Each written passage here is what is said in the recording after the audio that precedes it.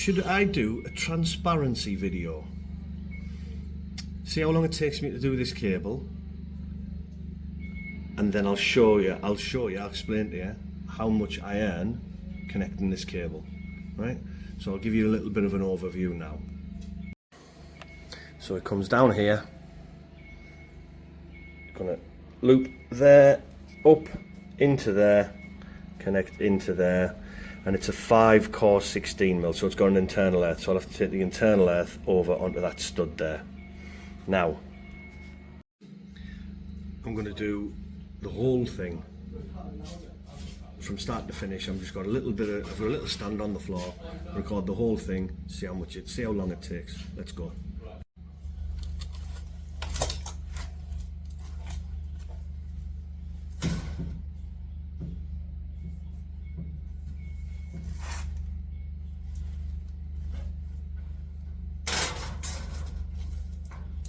So this first tool that I'm going to use now is an exhaust cutter, used by mechanics really, but it's the perfect tool for making your armor cut around the cable. It keeps it neat, tidy, level, and also it's a lot quicker than a junior hacksaw.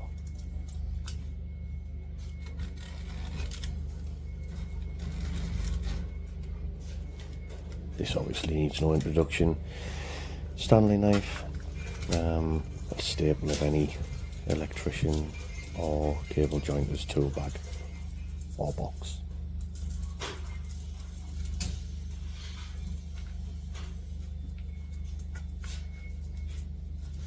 So I'm just going to go for a quick armouring challenge, and as I said, it was relatively successful. I think there was 3 or 4 to bend off. But again, time saving. Got to save as much time as you can in order to make as much money as you can.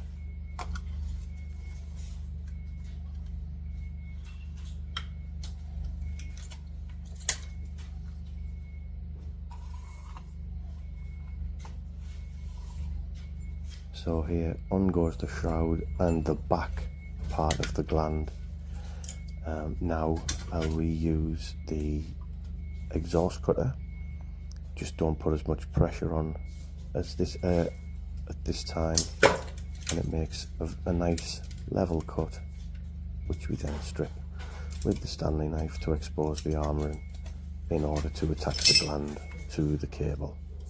And I'm using a little pry bar I found. I think it's technically a gasket scraper or something it's called. Not 100% sure, but I think that's what it's called. But it makes this job quite easy again, and it is quite quick because it is a large flat blade.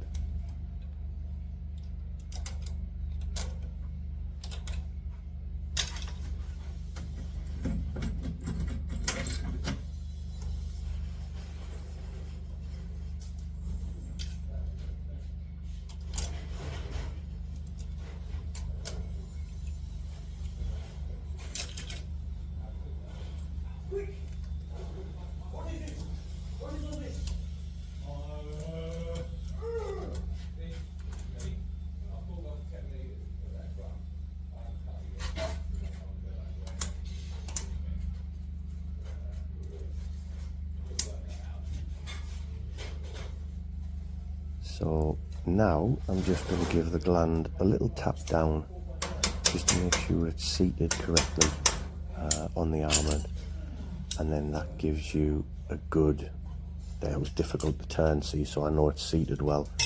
I've just got a pair of Stanley Fat Max grips to hold the top part of the gland, and then I've got a rigid offset wrench.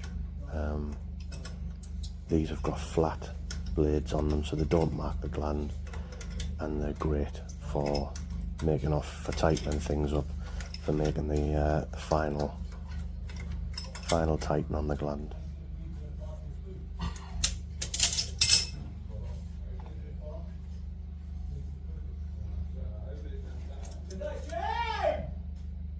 Now I always say this, make this cut on the inner sheath before you put the cable into any box, panel, DB, anything. I have actually scored the outside as well, the lengthways as well, just to make sure it's easy to strip. So on goes the banjo, or the earth tag, if we're being technically correct, and in it goes, nice and simple.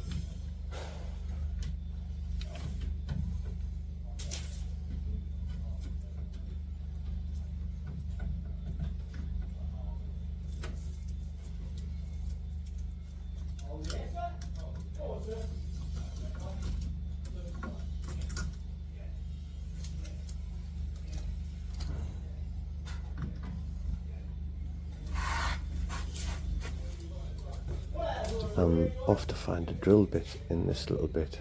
Now usually when I'm editing, I'd cut this piece out, because obviously it's just dead space, dead recording time. But what I don't want to do is cut the piece out and then I suddenly reappear with a drill bit.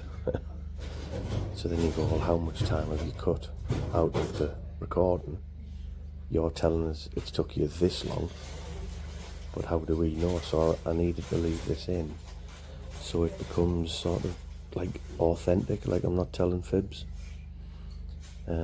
Obviously I should have been more prepared, and if I was more prepared then I wouldn't have had such a long gap in the recording of me doing anything really.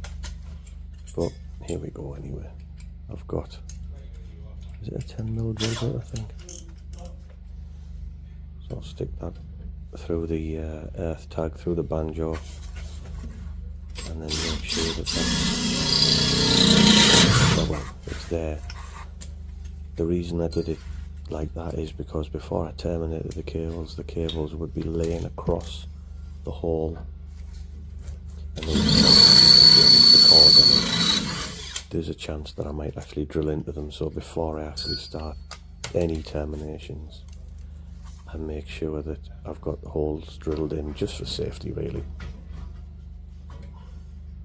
And I don't know whether you might notice, I wasn't wearing glasses, but I was drilling from underneath. So due to the laws of physics, stuff doesn't fall up, does it? So that's why I didn't have any glasses on.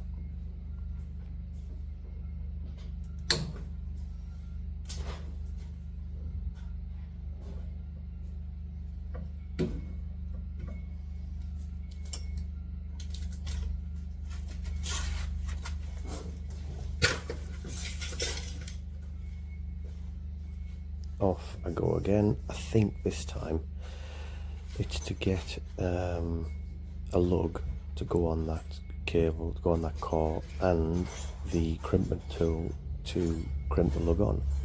It isn't my battery powered crimping tool, it's just a handheld ratchet one, because with it being a 10mm, I've lost my 10mm die. I need to buy a new one, so I had to do it by hand on this one. But that's where I'm off to get that crimping tool and the lug. See, if I was organised, this would be even shorter, even a shorter video. But due to me being forgetful and old and a bit dazed these days, it takes me quite a while to remember what I need for the job.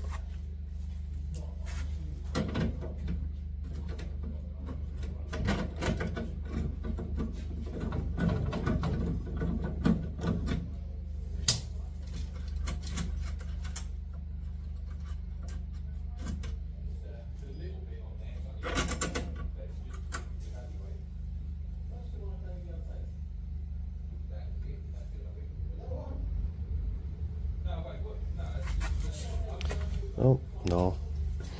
Looks like I forgot the crimping tool. Anyway, went away to get a lug and I went to get a 13mm socket to undo the nut. There we go. I come back with a crimping tool. I could have done this in about 3 minutes if I'd remembered everything. Useless.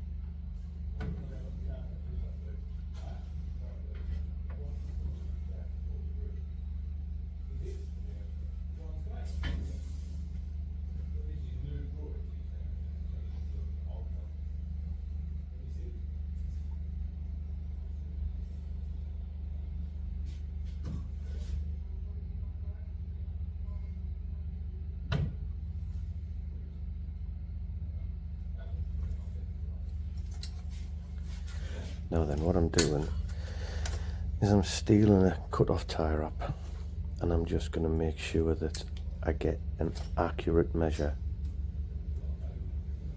to the top of the aperture in the MCCB, transfer that back over onto the cable core with the tie wrap, and then I know exactly what the bend's going to look like.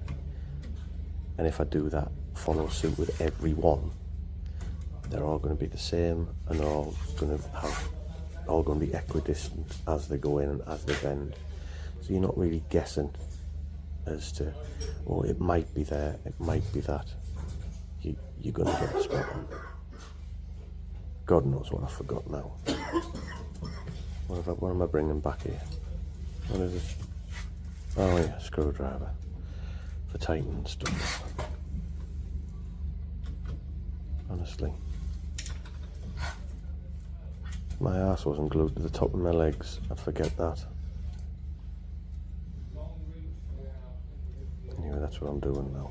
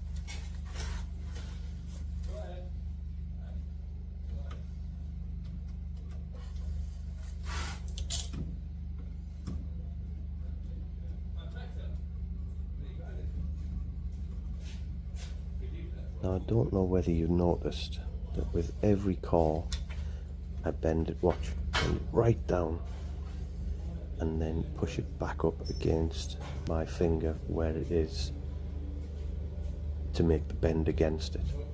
Now what that does is it straightens it out, but it also makes everything the same. You're bending it from the same position and then you're bending it back against your finger to form the bend. And if you do it the same every time, each bend is exactly the same in the position where you want it, so they're equidistant between them. You're not just guessing, you're not just sort of going, oh that'll do, and then obviously couple that with the tie wrap, you're getting an exact measure every single time.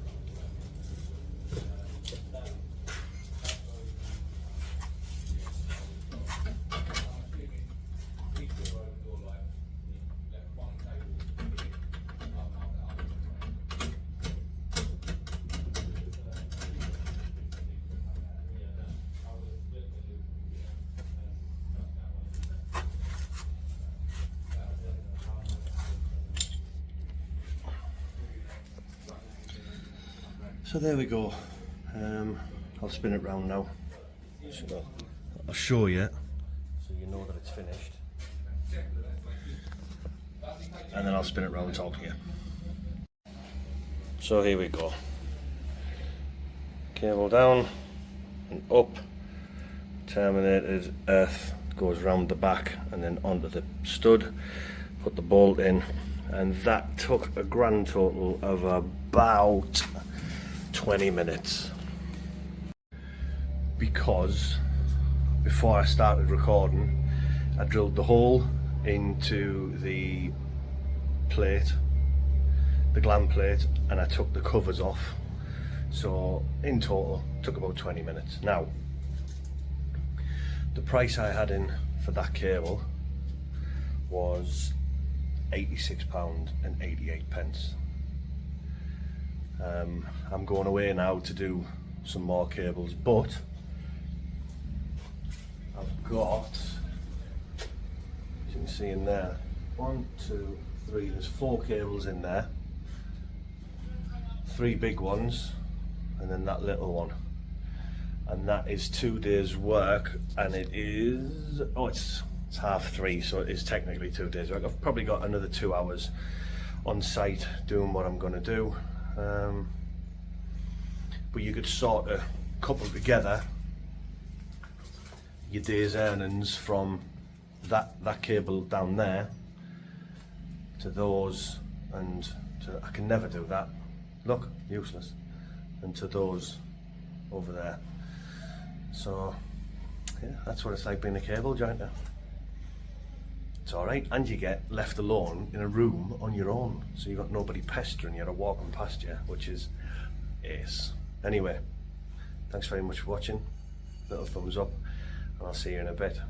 Ta-da.